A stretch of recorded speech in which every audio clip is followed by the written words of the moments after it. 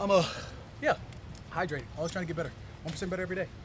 Your team photo turned out the way you wanted it to? I think so. It was giving me early Jewel Santana.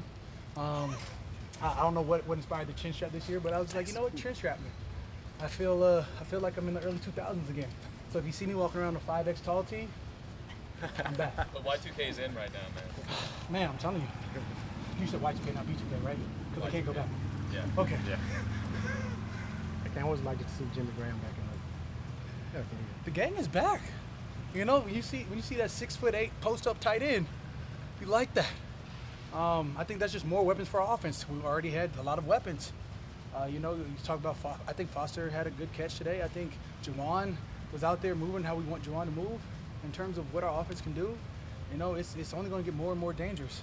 I'm not saying, you know, I like what I see, but of course, why wouldn't I like what I see? We'll see what happens when we put pads on. Cam, another training camp for you. How God you bless. feel? Look at that. Look at God. How you feel? This is year Baker's dozen, aka year BD. I can't say baby daddy, but I have babies and I'm a daddy, so like it goes together, but it doesn't. But you know, whatever. I'm blessed to have a job and be gainfully employed.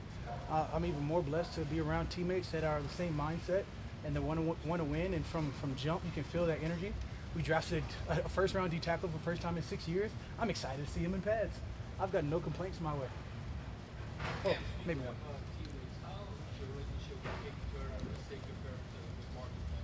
What do you mean? There's no comparison. I spent 5 years with Marcus. I've now spent heading to year 3 with Peyton. They're all like little brothers to me. So you don't say which brother do you like more, do you? I'm sure you have a favorite, but like, you know, I've spent more time with Marcus. So Peyton's right there. And his hunger to want to be great is totally in range of where he sees himself. Now he's just got to go work for it. We're going to, you know, I think he's done a phenomenal job this offseason transforming his body, being where he wants to be. And then, you know, as long as we keep him on the right track and that, you know, that one game against, what was it last year, the Rams, where he went off, that's what we need to make a standard. We can do that. 34 sacks a year, huh? Ken, how would an improved interior rush help you just do your job, get opportunities? I mean, you know, you get consistent presence in that interior. You get a monster. You find a monster between Shep or, you know, Brees. I keep calling him Brees because his darn D-line coach keeps calling him Brees. Brzee. I think that with that will be a formidable force to let me do what I do on the edge. It might be nice to have, you know, 2 monsters in the middle again. Cam, See- since seeing that you've seems worked very with about Okay, no, I'm sorry. since you've worked with about 60 different defensive tackles here, Yeah, I love them all. what stands out that makes Brzee unique? Like, I don't know yet. Can we put pads on? Don't ask these hard questions yet. Yeah. They all look phenomenal without pads. Shep looks the most explosive I've ever seen him in his life. You know, I think Bink, Kalen Saunders. I think he looks phenomenal without pads. Give me a week. You know, let me see him in pads. Let's see how we work off him. But even today, I had a natural with Bink. Again, we call him Kalen Saunders. He introduced himself as Bink. He's been Bink since. So I mean, I worked a natural with him today, and he read it off rip. And you love to see that type of mental processing. Like I literally just threw one command, like one little verbal exchange with him, and we were on the same page. I mean, I love to see it. So the more reps we have, the better we'll be, and hopefully we'll have enough reps to be as confident as we can by preseason week 1. If not, then we're going to work towards that same goal for week 1 of the season. How challenging is it to build that communication that you're referencing with? Depends on the player. folks Yeah, there? depends on the player. You know, if so said one defensive tackle comes from Nigeria and doesn't like to listen to you on the edge for the first year, you know, by year 3 you guys are simpatico. You know, if you have a D tackle that's from Canada and he keeps apologizing while rushing, you know, these are things that we have to get over. I think we got a phenomenal kid from Clemson, and you know, kids from the South, you know, you have to talk a little bit louder, a little bit clearer. You know, like yeah. They have to confirm it. Now he may come back with something that you don't. You know, he's got a little Cajun to him, and I'm not sure why, because isn't he from Delaware? Okay. But you know, these are things that you have to deal with. If you're dealing with any people, you have to know who your people are. How would you describe your role with those young guys, with Foskey and Brzee, and how comfortable are you with being that guy? It's been the same role I've had since year 3, with that huge overturn when Will Smith left, when Jonathan Vilma left, when Jeff Charleston left, when you know all you know Big Rogers left, Sean, Big Abreu, Roderick, all these guys left. So I've been in that same role for the last 10 years. It's one I only know. The young guys come in, I tell them, you know, what we do, how we do. I try and cultivate. They bring in new things. I learn from them. They learn from me. We keep it pushing. We try to be the best D-line we can be. Hey Cam, you talked about training camp number 13 for you, but Right. how high do you see that number going? Right. Yeah. I've got no answer for you at that point right now. I mean, I keep saying, I was like, I want to play till year 15. I already said, you know, when I was younger, I was like, year 10 is the goal. I got to make it to year 10. Year 10. I made it to year 10. I was like, all right, well, now I check in at year 12. And I checked in last year, and I was like, dang, I ain't never gone to an off-season feeling this good. And so now, you know, we head into year 13. I'll check in 15 again. And we'll see where we go from there. The goal is 15 right now.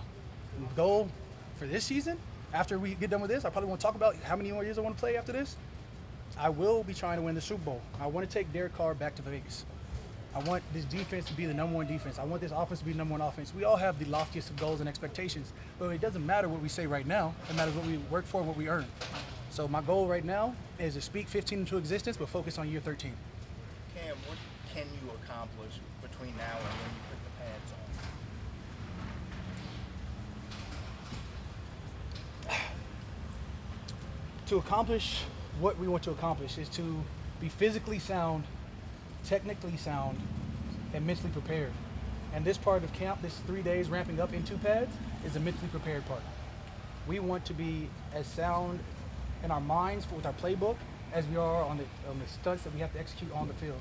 So when those meet and our physicality meets that, then when we put pads on, we should be rolling. And it's not going to be clean this first week or two. So don't come a week or two later like, oh, you guys look like crap. Things take time. You don't ever just grab putty and make a statue. We're gonna take some time to mold. We're gonna take some time to build, and that's what training camp is.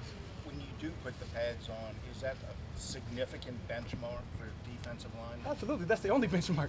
Nobody cares how good you look without pads. If they cared about that, they'd go back to the 7-on-7 league. We're not here to look good without pads. We're here to be the best we can be in pads. So right now, again, we're going through a mental process of, all right, this is the steps I need to take. This is how I need to extend my arms. This is where I need to have hand placement. This is where this play works here, where I got a safety behind me in cover 2. This is where I can press it. This is where I need to see the mental process, even with myself included. So that being said, I'm trying to be the best version I can be to set an example for the best people that my D-line wants to be, and then we'll go on from there. So when we put pads on, we're on the same accord. Hey Cam, how's your guy Mark Ingram gonna do in the television booth? He's Mark Ingram. He's Alabama's first Heisman Trophy winner. He's the Saints' lead rusher. This guy's phenomenal. He's already had a podcast for like 3 years, Trust Levels. I don't know what happens now, because now he's bigger and better than Trust Levels.